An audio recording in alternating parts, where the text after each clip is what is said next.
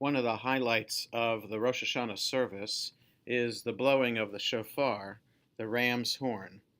This is symbolic, of course, of the reading from the second day of Rosh Hashanah, the story from the book of Genesis, in which Abraham was commanded by God to take his beloved son Isaac to Mount Moriah to offer him there to God.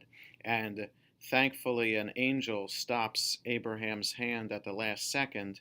He notices a ram in a thicket behind him and offers the ram instead of Isaac. So one of the meanings of the blowing of the shofar is not just to remember that impactful story, religious story from the Torah, but also to remind ourselves of the significance of sacrifice, that what are we going to do this coming year to give up of ourselves, to commit ourselves to living an ethical, moral, and religious life?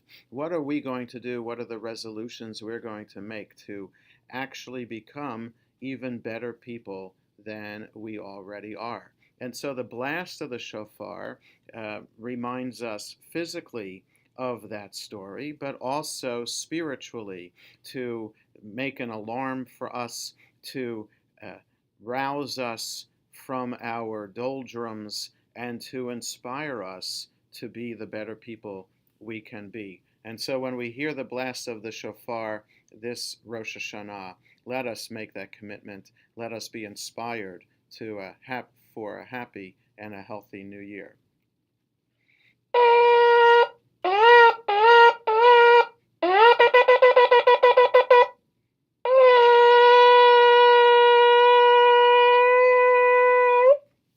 Shana Tova Umetuka. May you have a sweet and joyous new year.